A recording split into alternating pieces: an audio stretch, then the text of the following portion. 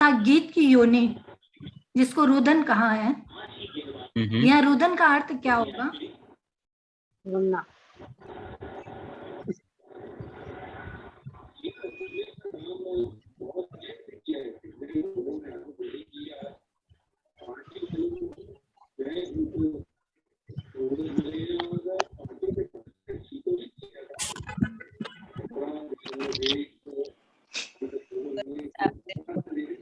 हाँ क्षमा करें, मैं एग्जिट हो गया था गलती से।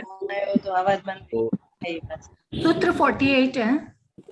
ओके 48 में जी गीत मैं एक बार गो थ्रू करना चाहूंगा। 48 मुझे याद नहीं आ रहा एग्जैक्टली क्या था उसमें, तो ये उत्तर या तो अंत में आज कर लेंगे, नहीं तो फिर नेक्स्ट क्लास में। Okay sir. और इसका नेक्स्ट एक क्वेश्चन और है। गीत की भाषाएं दो है, संस्कृत और प्राकृत। यहाँ पे भी 6 क्वेश्चन आए थे, जिनके उत्तर में स्त्री की परिभाषा लास्ट में दी गई है, जैसे श्यामा स्त्री, काली स्त्री, कैसी स्त्री आदि आदि। यहाँ स्त्री किसके संदर्भ में आता है?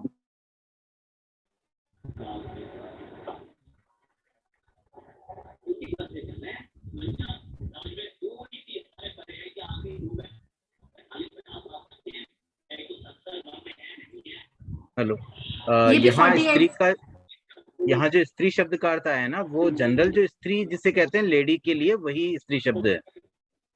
तो श्यामा मतलब वो कलर से है, मतलब ब्लैक, काली स्त्री या ऐसे अलग अलग टाइप की स्त्रियां बताई गई हैं।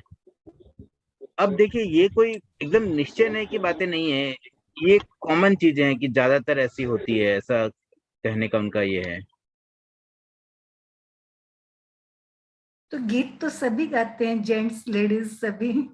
हाँ वो बात ठीक है, बट एक किसी अपेक्षा से ये बात रख दी गई है कि जनरली जो काली स्त्री है, श्यामा स्त्री, उनकी आवाज इस तरह की होती है जनरली। मतलब 100 सैंपल लेंगे, मान लो 100 ब्लैक लेडीज से गवाएंगे तो उनकी राग इस तरह की होगी। वैसे मतलब किनका कौन सा स्वर होता है उससे बताने के लिए इसमें देखिए अधिकांश वाली बात आती है। ज्यादातर अगर हम कोई भी सैंपल साइज उठाते हैं 100 में से मान लीजिए 70-75 भी उस तरह से गाते हैं, तो कह सकते हैं कि ये श्यामा स्त्री की ये स्वर होता है। इस तरह से ये बात की गई है। अब देखिए कितनी ऑथेंटिक है, कैसे है, अब आगम में लिखी हुई कोई बात है तो हम उस पर ज्यादा शंका तो नहीं कर सकते हैं, बट अनुसंधान हमेशा करना चाहिए। आप नोटिस करना शुरू करिए कि किसका कैसा स्वर होता है और देखिए कुछ मैच है क्या। Okay sir, thank you sir. एक 41 नंबर सूत्र पर एक प्रश्न था, गवेलक शब्द आया था। तो गवेलक का अर्थ 2 टाइप से होता है, एक तो गौ प्लस एलक, एलक कहते हैं भेड़ को। तो गाय और भेड़ इन दोनों की जॉइंटली कोई बात की जाती है तो उसके लिए गवेलक शब्द प्रयुक्त हो सकता है। तो यहाँ पर भी स्वर की बात है, तो हो सकता है गाय और भेड़ का स्वर एक जैसा हो, तो दोनों को यहाँ पे रिप्रेजेंट किया गया हो, ये एक पॉसिबिलिटी है। और दूसरी संभावना ये है कि भेड़ का ये पर्यायवाची कहा जाता है, गवेलक केवल भेड़ के लिए भी कहा जाता है। तो या तो फिर वो भेड़ के स्वर के लिए बात आ रही है या फिर गाय प्लस भेड़ संयुक्त रूप से। कल की एक जिज्ञासा थी, पेंडिंग थी, तो अभी रिकॉर्डिंग हो रही है तो मैंने बोल दिया है। प्रश्न शायद पूछने वाले अभी उपस्थित है या नहीं, आई डोंट नो। अब आपका एक जो प्रश्न था 48 नंबर सूत्र से, तो उसको मैं बाद में एक बार सूत्र पहले देख लूं, उसके बाद करने का भाव रखता हूँ। तो सर। एक बार हम अब स्वाध्याय प्रारंभ करते हैं। कुछ और पूछना है प्रभा जी आपको? नहीं सर, थैंक यू सर।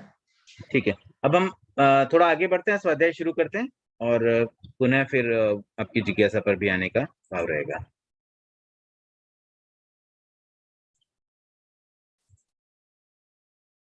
जीव पद, चैप्टर 7, सूत्र संख्या 71। संसार समापन्नक जीव 7 प्रकार के होते हैं, जो संसार में रहते हैं, मतलब एक सिद्ध और एक संसारी जीव। तो यहाँ संसारी जीवों की बात है, उनके 7 प्रकार हैं। अब देखिए जीवों के प्रकार हर चैप्टर में लगभग आ रहे हैं, अलग अलग प्रकार से, 2 प्रकार, 3 प्रकार, 4 प्रकार, 5 प्रकार।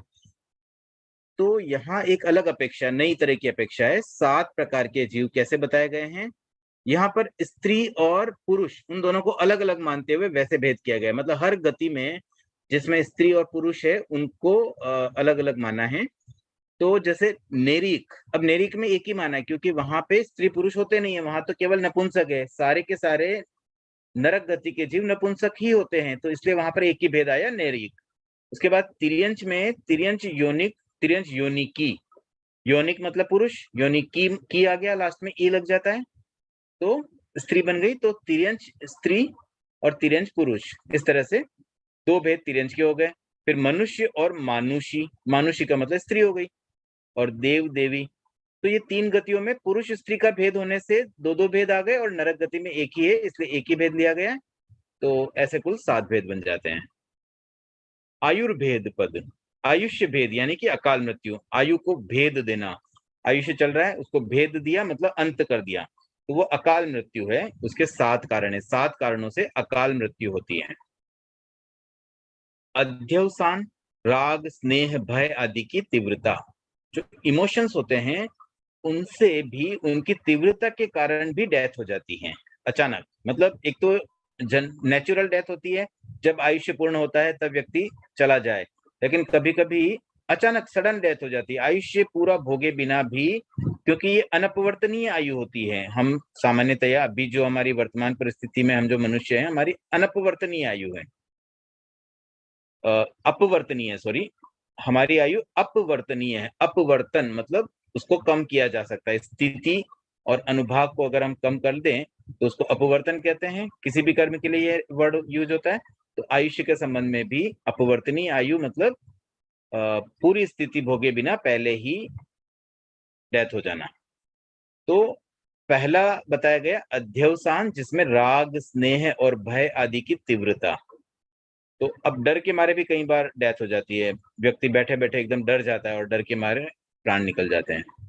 निमित्त, शस्त्र प्रयोग आदि से, जैसे आजकल जो भी मर्डर्स वगैरह होते हैं या कोई सुसाइड भी करते हैं तो कोई हथियार का प्रयोग कर लेते हैं, शस्त्र का प्रयोग करते हैं।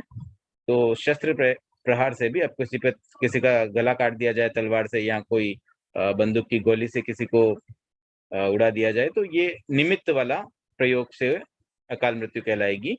फिर आहार, आहार में 2 बातें आ रही है, न्यूनाधिकता, न्यून और अधिकता, मतलब आहार कम खाने से भी और अधिक खाने से भी, दोनों कारणों से डेथ हो सकती है। बहुत ज्यादा कोई खा ले तो उसमें भी मृत्यु पॉसिबल है, और न खाए तो भूखे रहने से भी मर सकता है। कितने दिन तक, मतलब 10 दिन, 15 दिन, 2 महीना, 6 महीना, 8 महीना, आखिर आदमी खाना नहीं खाएगा तो एक दिन डेथ ही हो जाएगी उससे। चौथा रीजन है वेदना। वेदना का मतलब क्या होता है, शरीर में कोई तीव्र वेदना हो जाती है, वेदना को सहन नहीं कर पाते, डेथ हो जाती है। पराघात, पराघात का मतलब जैसे गिर जाना, जैसे कोई पहाड़ से नीचे गिर गया, कोई गड्ढे में गिर गया, कोई तालाब में, मतलब गिरने के कारण उसकी जो डेथ हुई है वो पराघात है। उसके बाद में स्पर्श, स्पर्श में ये एक तरह से जहर, विष का ही प्रयोग हो रहा है, जैसे सांप आदि काट देते हैं तो उनके स्पर्श से मृत्यु हो जाती है। और 7वां बताया गया आन अपान। आन अपान का मतलब श्वास रोक देना। अब कोई श्वास ही रोक दे, नाक बंद कर दो, श्वास रोक दो, तो दम घुट के तुरंत मर जाएगा। इस तरह से ये 7 कारण हैं अकाल मृत्यु के। अब है जीव पद। जीव के 7 प्रकार यहाँ फिर से बताए गए हैं अलग अपेक्षा से। पृथ्वी कायिक, अपकायिक, तेजस कायिक, वायु कायिक, वनस्पति कायिक, त्रस कायिक, ये तो 6 कायिक जीव हो गए, और 7वां है अकायिक। कुछ जीव ऐसे भी है ना जो कोई भी काई में नहीं आते हैं, सिद्ध, सिद्ध अकायिक है, और बाकी संसारी जीवों में ये 6 काई के जीव मिलाकर के टोटल 7 प्रकार बन जाते हैं। और एक अपेक्षा से 7 काई बताई गई, लेश्या की अपेक्षा से 6 प्रकार की लेश्या वाले जीव और एक अलेशी जीव। अब आगे है ब्रह्मदत्त पद। चतुरंत चक्रवर्ती, चतुरंत शब्द का अर्थ मैंने शायद पिछली बार ही क्लियर किया था कि पहले शायद मैं ऐसा समझा कि 4 गतियों का जहां अंत जो करने वाले हैं उनके लिए यूज हुआ है, लेकिन अब जैसे यहाँ पर भी चक्रवर्ती राजा ब्रह्मदत्त की बात आ रही है, और वो तो मोक्ष नहीं गए, वो तो अभी नरक में है। तो वहां चतुरंत शब्द इसलिए आया है कि उनका राज्य चारों ओर फैला हुआ है, चारों ओर जिसका अंत हो, वो चतुरंत चक्रवर्ती राजा ब्रह्मदत्त की ऊंचाई बताई गई है 7 धनुष की।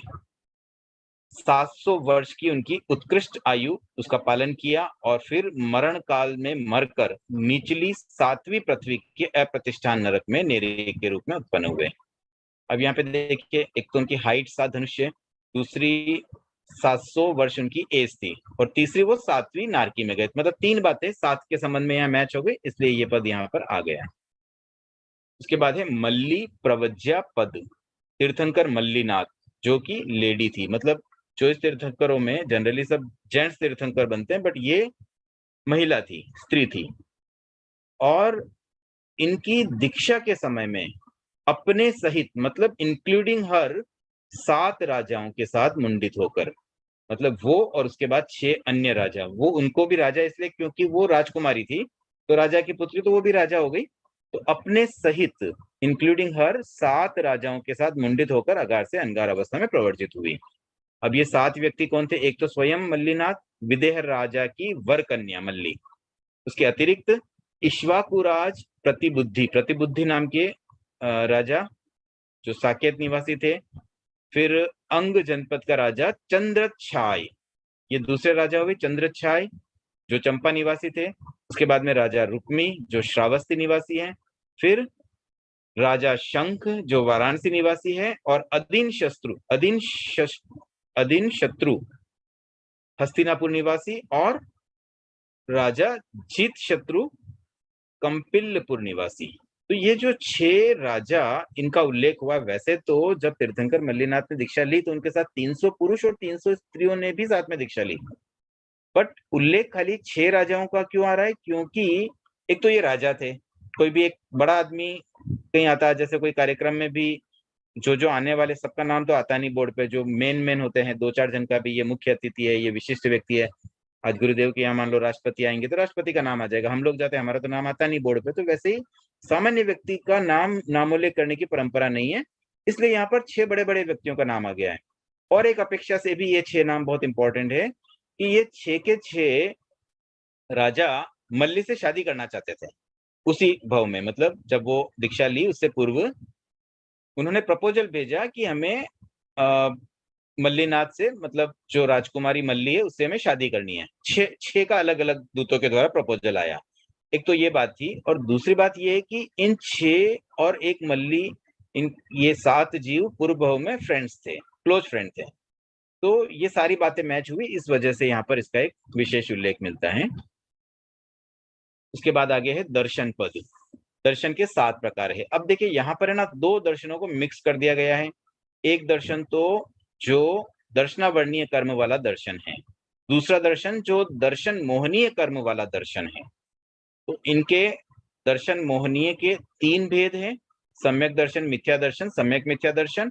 और दर्शनावर्णीय कर्म के संबंध में जो दर्शन है उसके 4 भेद है, चक्षु दर्शन, अचक्षु दर्शन, अवधि दर्शन, केवल दर्शन। 7 को साथ में ले लिया तो 7 प्रकार के दर्शन हो गए। छद्मस्त केवली पद। छद्मस्त वीतराग मोहनीय कर्म को छोड़कर 7 कर्म प्रकृतियों का वेदन करता है। छद्मस्त वीतराग, ये जो शब्द है ना, छद्मस्त शब्द आया, दैट मीन्स अकेवल ज्ञानी, जिनको केवल ज्ञान प्राप्त नहीं हुआ है, मतलब 13वें गुणस्थान के नीचे के गुणस्थान का कोई भी जीव, वो सब छद्मस्त है। और वीतराग शब्द अगर आया है तो वीतराग कौन होंगे? 11, 12, 13, 14, ये 4 गुणस्थान वाले। तो अब दोनों कंडीशन अगर हम मैच करें तो छद्मस्त वीतराग ये कौन होंगे? 11वें और 12वें गुणस्थान वाले।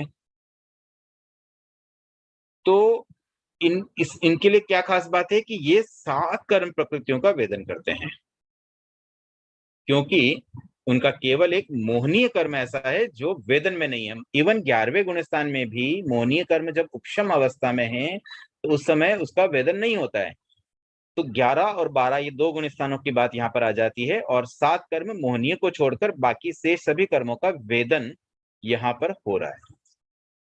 78 7 पदार्थों को छद्मस्त संपूर्ण रूप से न जानता है न देखता है। देखिए इसकी बात पहले भी बार बार आ रही थी, पहले 4थे चैप्टर में भी था, 5वें में भी, 6ठे में भी, ऐसे एक एक चीज बढ़ाई जा रही है। तो अब 7 बातों की बात है कि ये छद्मस्त जो 12वें गुण स्थान तक के, जिनको केवल ज्ञान प्राप्त न हुआ हो, वो पूरी तरह से संपूर्ण रूप से न जानता है न देखता, वो एकांत रूप से देखता जानता है, या न देखता न जानता, दोनों बातें हो सकती हैं। या तो अगर वो देख रहा है जान रहा है तो उसका एक पार्ट देखता है, पूरी तरह से नहीं देख पाता है, और या फिर वो देखता ही नहीं है। तो जैसे धर्मास्तिकाय, अधर्मास्तिकाय, आकाशास्तिकाय और शरीर मुक्त जीव, और 5वां परमाणु।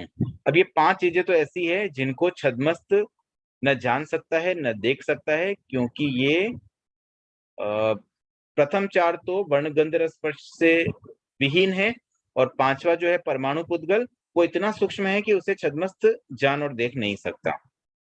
उसके अतिरिक्त दो जो ऐड हुए हैं, शब्द और गंध, तो शब्द को भी छद्मस्त अपूर्ण रूप से देखता है, पूर्ण नहीं देख सकता। शब्द जब जनरेट होता है तो उस समय उसका जितना मतलब प्रॉपर रूप होता है वो भी पुद्गल है ना, तो उसमें वर्ण गंध रस स्पर्श, तो उसका रस धीरे धीरे कम हो जाता है, और जब हमारे कानों में पहुंचता है तो आवाज कम हो जाती है। अगर कोई व्यक्ति बहुत पास बैठा है तो आवाज तेज आती है। कई बार जैसे कहीं पर लाउड स्पीकर लगे हुए हो और हम कोई व्यक्ति स्पीकर के पास बैठा तो उसे आवाज बहुत तेज आती है, और जो पीछे बैठा उसकी आवाज थोड़ी कम हो जाती है।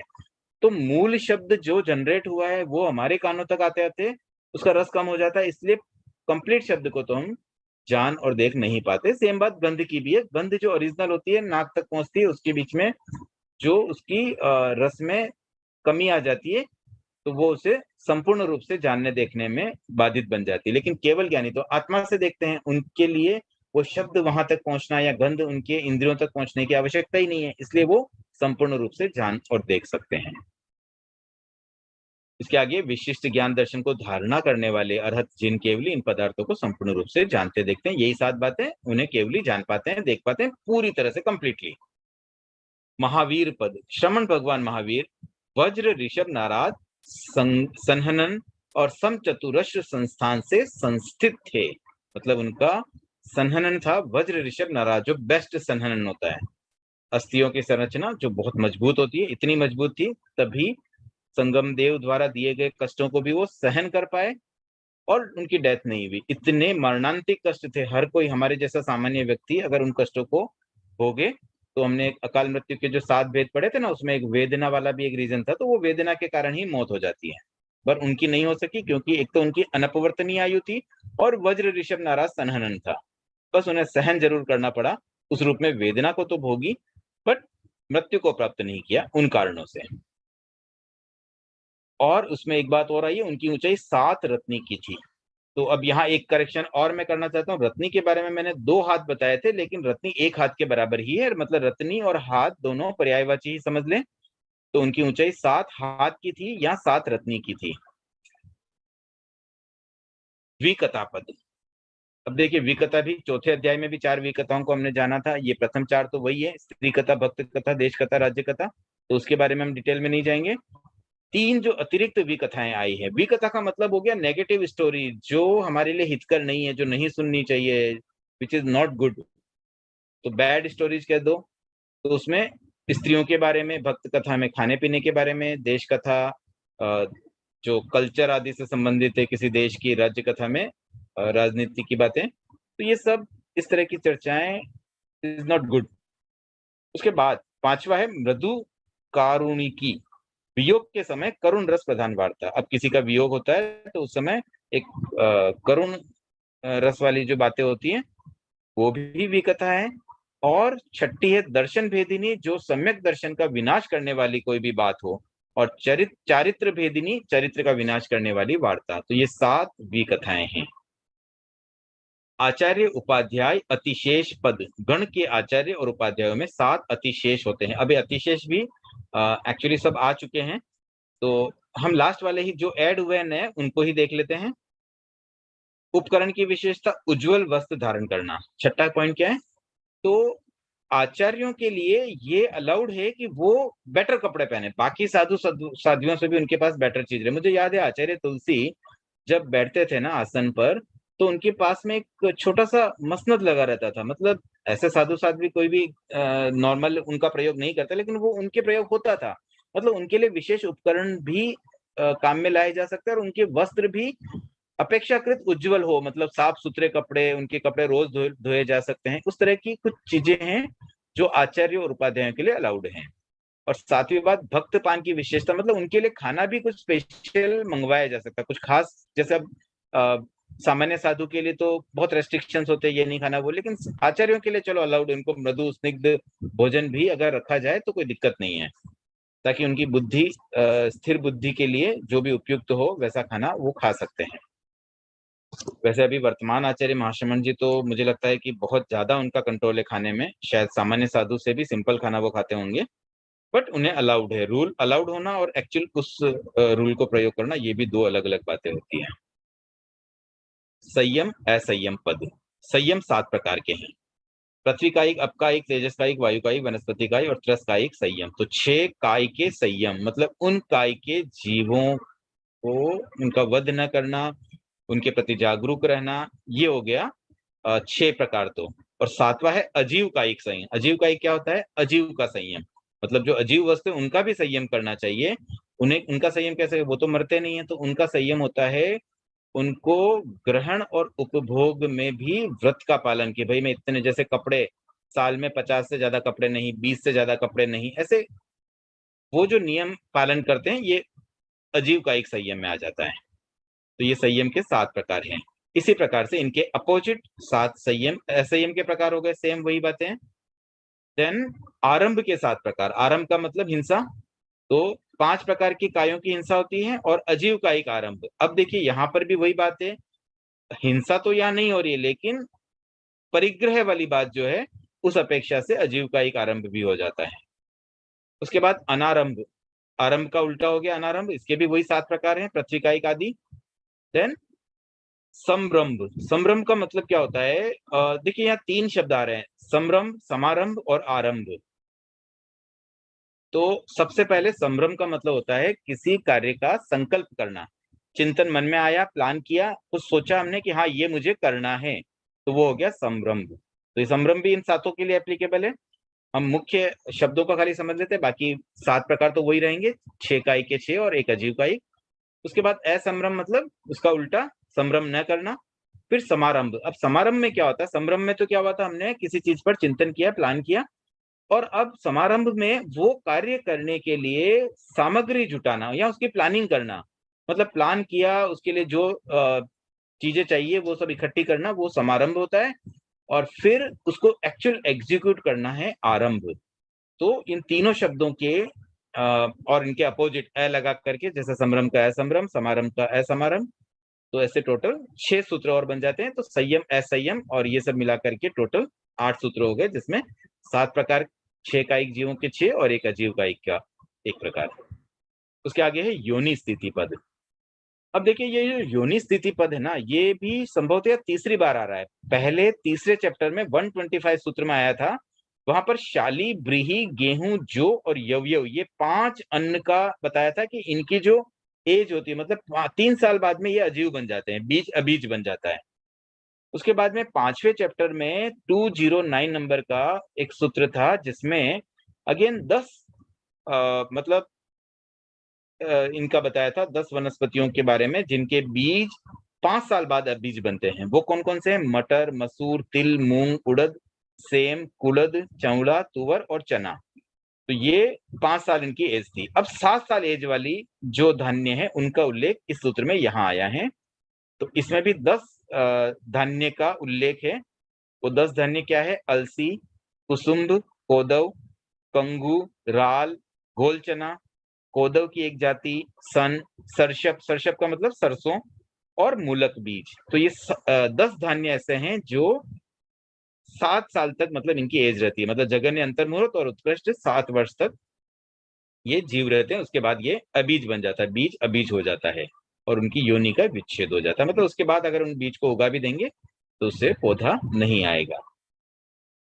उसके बाद है स्थिति पद। बादर अपकायिक जीवों की उत्कृष्ट स्थिति 7000 वर्ष की है। तीसरी बालू का तीसरी जो नारकी है बालू का प्रभा, उसके नेरिकों की उत्कृष्ट स्थिति 7 सागरोपम है। और चौथी नारकी पंख प्रभा के नेरिकों की जगन्य स्थिति मतलब मिनिमम 7 सागरोपम की एज होती है। उसके बाद अग्र महिषी पद है, इसको भी थोड़ा हम जल्दी जल्दी कर लेते हैं। देवेंद्र देवराज शक्र के लोकपाल महाराज वरुण के, अब वरुण जो है ना उनके 7 अग्र महिषियां मतलब 7 वाइफ है। उसके बाद सोम के भी 7 अग्र महिषियां हैं। और महाराज यम, लोकपाल महाराज यम के भी 7 अग्र महिषियां हैं। तो ये 7-7 वाली 3 बातें जो थी वो आ गई अग्र महिषी से संबंधित। उसके बाद देवपद, तो देवेंद्र देवराज ईशान के आभ्यंतर परिषद वाले देवों की स्थिति 7 पल्योपम की है। उसके बाद शक्र के अग्र महिषियां देवियों की स्थिति 7 पल्योपम है। स्वधर्म कल्प में परिग्रहित देवियों की उत्कृष्ट स्थिति 7 पल्योपम की है।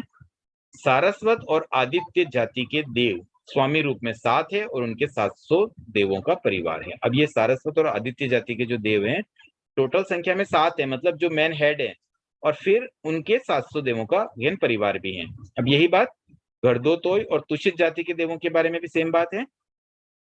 उसके बाद आ रहा है सनत कुमार कल्प के देवों की उत्कृष्ट स्थिति 7 सागरोपम है। महेंद्र कल्प देवों की उत्कृष्ट स्थिति कुछ अधिक 7 सागरोपम है, मतलब 7 सागरोपम साधिक है।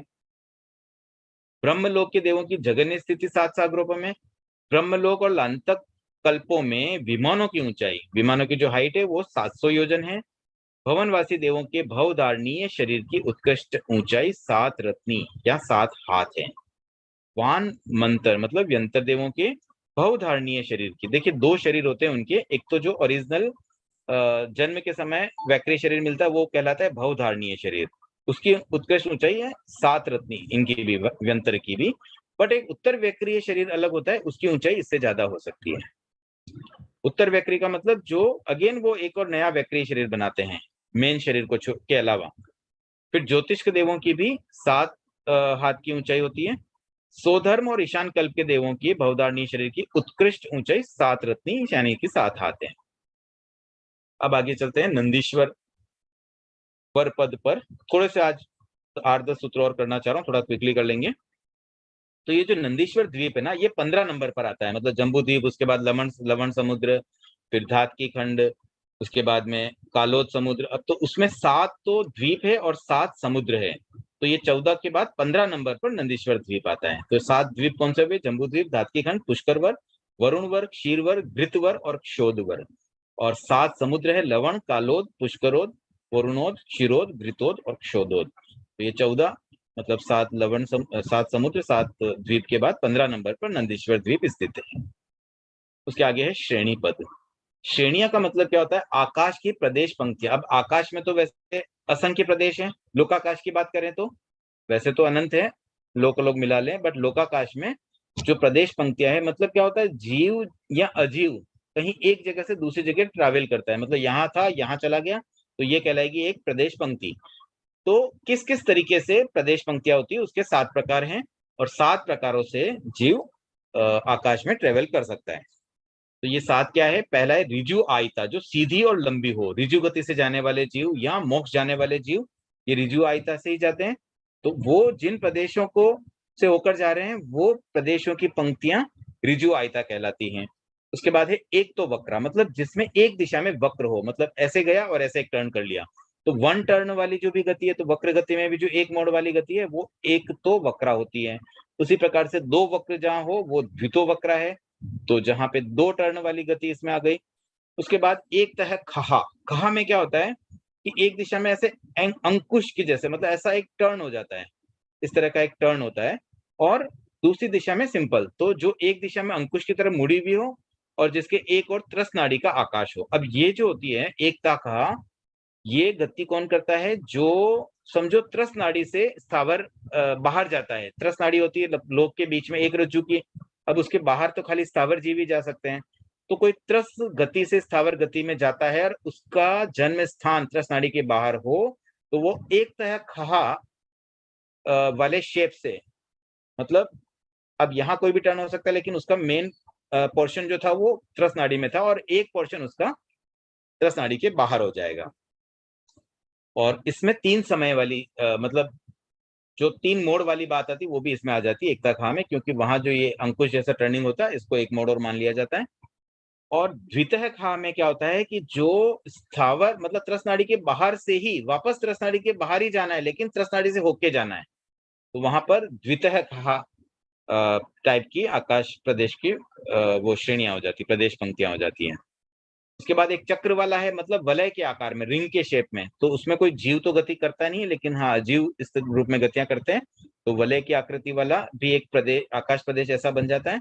और एक अर्ध चक्र वाला, मतलब आधा चक्र ही, यहाँ से स्टार्ट किया यहाँ के रुक गया, तो वो अर्ध चक्र वाला। तो ऐसे 7 प्रकार से जीव या जीव गति करते हैं।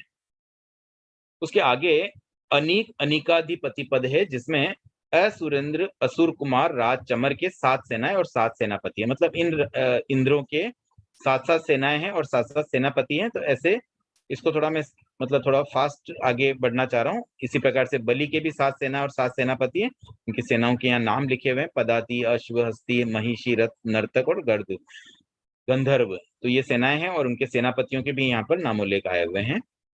सेम यही बात धरण की भी 7 सेनाएं हैं। और उसके बाद भूतानंद के भी 7 सेना और 7 सेनापति हैं। फिर दक्षिण दिशा के जो भवनपति देव हैं उनके भी 7-7 सेनाएं हैं। उत्तर दिशा के भवनपति देवों के भी 7-7 सेनाएं। तो ऐसे बहुत सारी बातें यहाँ पर आ गई। फिर देवेंद्र देवराज शक्र के 7 सेनापति हैं। तो ऐसे बहुत सारे देवताओं के 7 सेना और 7 सेनापति हैं, उन सबका यहाँ पर उल्लेख आया है। तो 123 सूत्र तक हमने कर लिया है। एक 124 सूत्र भी कर लेते हैं, थोड़ा समय तो जाएगा, 1 आध मिनट में कंप्लीट करते हैं। इसमें क्या होता है कि ये जो 7 सेनाएं होती है ना, उसमें 7 में से एक सेना है पदाती सेना, मतलब जो पैदल वाली सेना होती है। उस सेना में भी 7 कक्षाएं होती हैं, मतलब 7 लेवल है। प्रथम कक्षा में जैसे अधिपति ध्रुम की प्रथम कक्षा में 64,000 देव है, तो उसकी दूसरी कक्षा में उसके दुगने 128 देव होंगे। तीसरी कक्षा में फिर उसके दुगने 256, मतलब 2,56,000 देव है। इस तरह से 7वीं कक्षा में छठे से दुगने देव होंगे। तो ऐसे डबल डबल डबल करते जाएंगे तो देवों की संख्या मिल जाएगी। इतनी बड़ी उनकी पदाती सेना होती है। अब इसी प्रकार से दूसरे जो देव हैं उनमें जैसे बलि की जो पदाती सेना है उसमें प्रथम कक्षा में 60,000 देव है और उसके आगे फिर डबल डबल होते जाएंगे। फिर धरण की सेना में प्रथम में 28,000 है, फिर डबल डबल होंगे। इस तरह से ये इनकी संख्या बताई गई है पैदल सेना की। फिर आगे इसी क्रम में और भी बताया गया है। देवेंद्र देवराज शक्र के पदाती सेना में अगेन 7 जो कक्षाएं हैं उनमें हर एक का इसमें प्रमाण दिया गया है। जैसे शक्र की जो पदाती सेना है उसमें 84,000 दे, फिर ईशान में 80,000 है, सनत कुमार में 72,000। अब ये फर्स्ट का दे दिया, उसके बाद आगे हमें डबल डबल करके समझना होगा। महेंद्र में 70,000, ब्रह्म में 60,000, लांतक में 50,000, शुक्र में 40,000 और फिर सहस्रार में 30,000, प्राणत में 20 और अच्युत में 10,000। तो ये प्रथम कक्षा में। फिर द्वितीय में उनके डबल, तृतीय में उनके डबल, ऐसे डबल डबल करके टोटल पैदल सेना की संख्या निकाली जा सकती है, प्रत्येक जो जो यहाँ पे उल्लेखित है। तो अब हम एक बार आज के लिए इतना ही रखते हैं। 128 सूत्र तक हो गया, 7वें अध्ययन का 129 सूत्र कल प्रारंभ करने का भाव रहेगा। जिज्ञासाएं आमंत्रित हैं।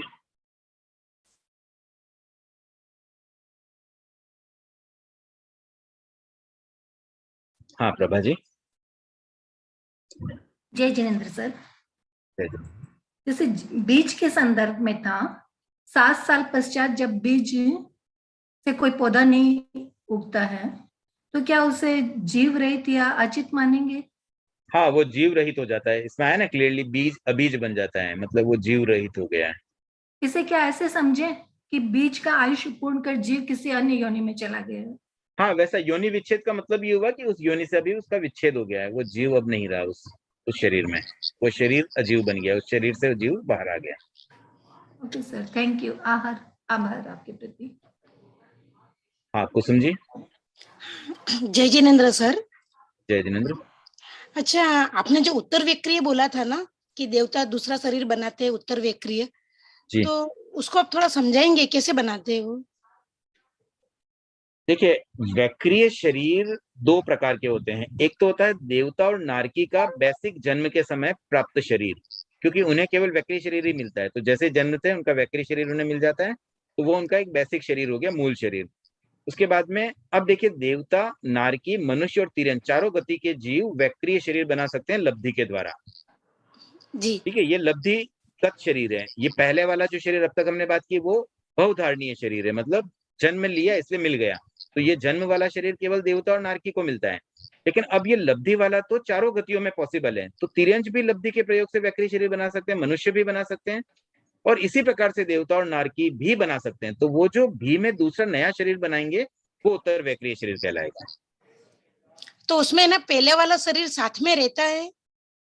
देखिए क्या होता है ना, वैक्रिय शरीर जब बनाया जाता है, पहले वाला शरीर नष्ट नहीं होता है, एक नया शरीर और बन जाता है, और आत्म प्रदेश जो होते हैं वो दोनों शरीर में रहते हैं, आत्म प्रदेश फैले हुए रहते हैं। तो जैसे देवता रूप बना के आते हैं ना, कई बार हमने स्टोरीज में पढ़ा होगा कि भगवान महावीर के वहां भी जैसे कोई देवता आए तो अपना रूप बदल के आते हैं, तो वो कोई भी रूप बनाते हैं तो वो नया रूप जो होता है वो उत्तर वैक्रिय शरीर का ही होता है। अच्छा, कृतज्ञोस्मि। तो आज के लिए इतना ही रखते हैं। एक 48 नंबर सूत्र में कोई जिज्ञासा थी प्रभा जी की, तो उस पर कल चिंतन करने का भाव रहेगा। एक बार मैं उस सूत्र को गो थ्रू कर लूं। जय जिनेन्द्र। ओम हरा।